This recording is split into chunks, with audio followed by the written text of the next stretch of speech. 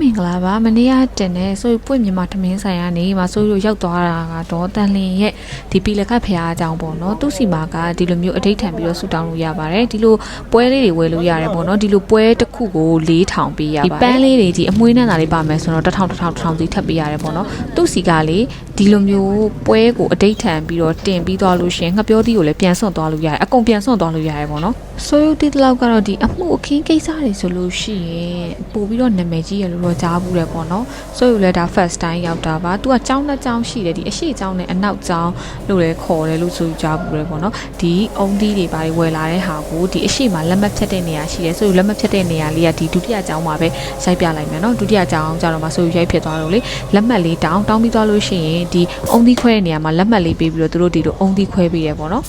အဲ့အုံသီးခွဲပေးတာလေးကိုယူပြီးတော့ဆိုရုပ်ဒီ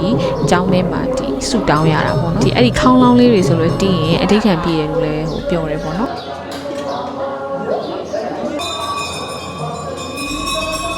ဒါတော့ဆိုယူမလုပ်ဘူးနဲ့စက်ကားတွေတည်းကမြင်ဘူးတဲ့အတိုင်းလောက်တာပေါ့နော်မှန်လားမှားလားတော့မသိပါဘူးဆိုနှစ်ခါသုံးခါလောက်လုပ်လိုက်ရပါတယ်မလုပ်တတ်လို့လေဆိုယူသွားတဲ့အချိန်တော့ကဒီစတူဒီတာလို့အလှလို့လားဆိုယူမခေါ်တတ်လို့ပေါ့နော်အဲ့ဒါနဲ့တူတဲ့အချိန်ကျတော့ချက်ပြုတ်နေတာတွေလည်းတွေ့ခဲ့ရပါတယ်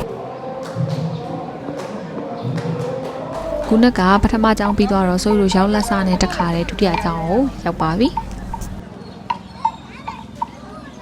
နော်ကဲကျောင်းနဲ့ဆက်လာငွေတိုးနဲ့တန်းတွေ့ရငွေတွေတိုးပြီ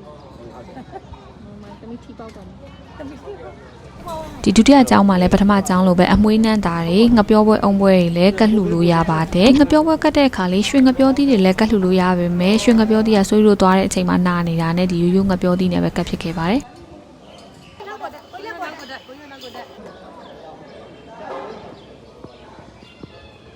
အုံသီးခွဲဖို့ဆိုလို့ရှိရင်လေဒီကောင်တာမှာလက်မှတ်လေးအရင်ယူရတယ်နော်ဒါလေးကိုတွားပြပြီးတော့မှသူတို့ကအုံသီးခွဲပေးတာပါဒီမှာကပ်ပြီးအဋိဌံတဲ့ပွဲတွေကိုအိမ်ကိုပြန်စွန့်ယူသွားလို့ရတယ်ဆိုပေမဲ့အဲ့ဒီငှက်ပြောသီးအုံသီးတွေကိုမီးနဲ့မထိရဘူးလို့ပြောပါတယ်မီးနဲ့ကြိုချက်ပြီးချက်ပြုတ်ပြီးတော့အဲ့လိုစားတောက်လို့မရဘူးပေါ့နော်ဒီတိုင်းတော့စားလို့ရပါတယ်ဒီအုံသီးကိုအဋိဌံပြီးတော့ခွဲလိုက်တဲ့အုံသီးကကွဲသွားလို့ရှိရင်အဋိဌံအောင်တယ်လို့လည်းပြောရဲပေါ့နော်အဆုံးထိကြည့်ပြီးတော့တယောက်ချီစီတိုင်းကိုကျေးဇူးအများကြီးတင်ပါတယ်တတာ